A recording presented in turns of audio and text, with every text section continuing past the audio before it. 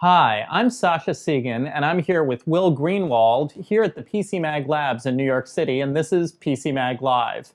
We have a great show for you today. We're going to have some of the top news stories of the day, one cool thing from out of the labs, and we're going to answer a reader question. So let's get started. Well, the top news for today, of course, is the launch of this thing right here, the Xbox One. And Will, now you reviewed the Xbox One. You gave it 4.5 stars and editor's choice. Yep. What is so great about this device, and what are the best games to play on launch day? Well, for starters, I want to make it clear, this is not a better game system than the PS4. The PS4 I gave 4 stars and editor's choice.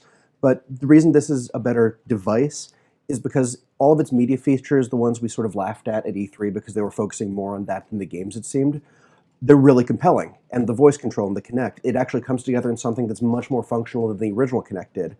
And it works in a great way. So I control the people playing Killer Instinct by saying, Xbox, go home. So you're saying Xbox, go home. You're saying that the Xbox will works sometimes. You're saying the Xbox will rule your living room in general. It's not just a gaming system, and that's part of what makes it so great. Which is impressive. It has TV integration. You can connect it to your cable box, and it will actually control the cable box with an infrared blaster, so you can tell it to change to different channels using your voice and browse both live TV and your apps like Hulu Plus, eventually Netflix, in the Microsoft Xbox menu system.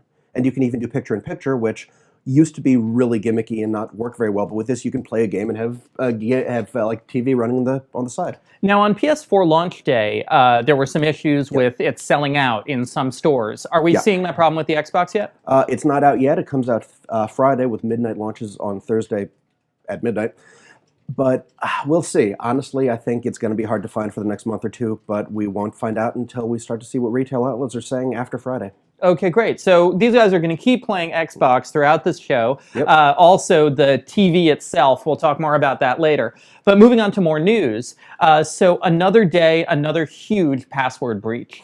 This time it was a company called Cupid Media. They run dating sites, but they don't run OkCupid, oddly enough. They run all these little niche dating sites like Kenyan Cupid and Ukraine Date and what? No, it's really like these niche country and affiliation dating sites that you may not have heard of. But they had 42 million users. They were keeping the passwords in plain text. They were exposed, heavily exposed.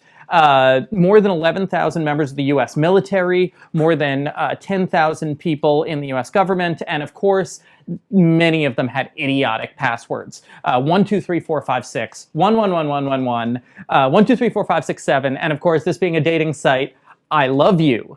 Okay. Well, you know, the 4 most famous passwords most commonly used are love, sex, secret, and God. Okay, what about password? I know password is a big password. Can be. Also password 123. In fact, if a password doesn't work, try putting 123 at the end. You'll probably hack the system. Now, what's your password solution? I mean, don't tell me your passwords, but do you find a way around using the same password on every site or using simple passwords? My own password habits aren't necessarily the most hygienic, but I try to mix it up as much as I can. For some reason, longer strings of just regular statements apparently aren't as secure as just random stuff, but random stuff is a lot harder to remember.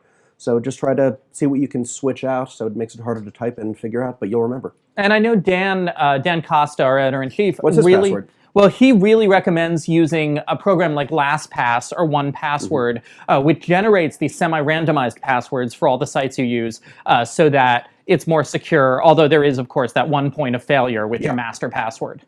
So moving on from there, so the San Francisco and law enforcement in San Francisco and New York have been working with Samsung to install this LoJack software on phones, and the carriers seem to have vetoed this. And they've said that they don't want this software.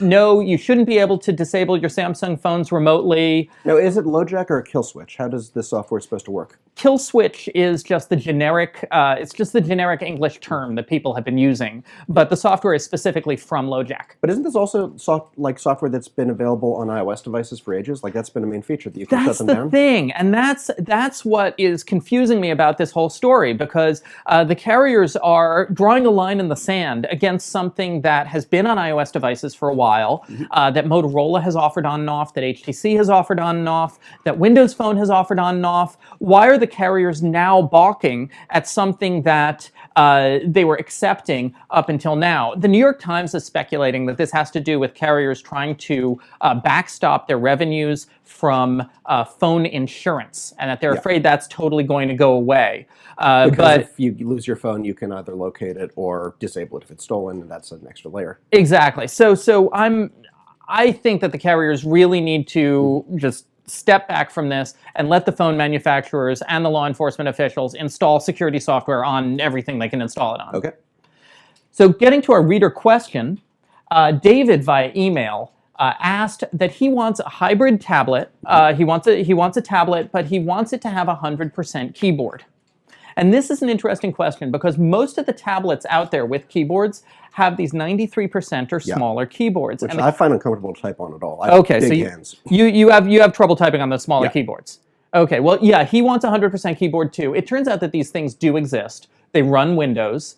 You have to look for larger 10 or 11-inch tablets, not the littler guys. Yeah. And two that are recommended by our staff include the Acer Iconia Tab W510 1422, which costs about $600, and a variety of the Acer Aspire P3, which costs $630. You can find these on Amazon. You can look up the reviews on our site, and you're looking for something that is called a hybrid or convertible Windows tablet.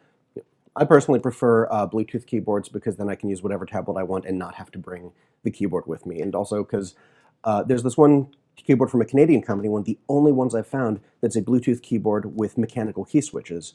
The Matias Laptop Pro, I believe. It feels great to type on, but it's all Apple-based, so it works great with my iPad, but not so much if I try to connect it to my PC or my Nexus 7.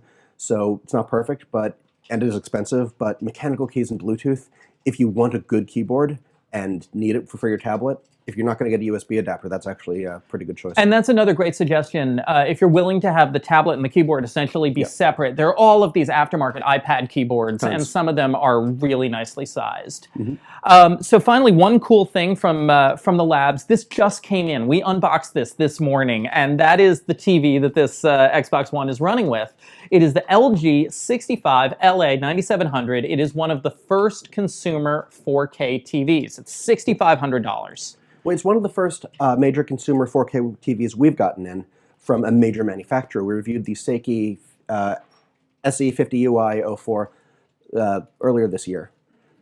Affordable, not as easy to find a brand. LG is obviously a much bigger brand, bigger profile, and this is a lot of features, and also it's a lot more expensive. Yeah. And the problem with any 4K TV, this is actually not being shown in 4K. This is 1080p upscaled. And so is pretty much anything you're going to watch because there's no real media in 4K native. That's exactly it. Like, I wouldn't recommend buying a 4K TV right now because like this Xbox One is the latest, greatest consumer electronics hardware. This is the hottest thing for the holiday season, and this doesn't do 4K. And for games, for both that and the PS4, it's considered great for this hardware, this next-gen, 8th-generation game system stuff, to output games at 1080p at 60 frames per second. And they're lucky if they can consistently do that with this tech. So we're going to be reviewing this 4K TV soon. We are taking a look at it, and we're definitely reviewing 4K TVs through the holidays. But personally, I would say 4K, it's a holidays 2014 purchase. I'd maybe even say 2015. We need to see a good distribution method for 4K content. And right now, the only major one is Sony has a media box where you can buy 4K movies streaming. There's about 100 on there, but it only works with a Sony 4K TV, so you can't just buy it and plug it into this. Okay, well, we should probably get out of the way of these guys who are playing on our Xbox One. We should probably find out who's winning, Chris or Jeff. 1-1. Yeah, and it's whoever. There's two guys back there off frame playing this game, and Will has been blocking their view the entire time. So we're going to let the game go on. Thank you for joining us. We will be back tomorrow, as usual, with PCMag Live, and we'll see you again soon. See ya.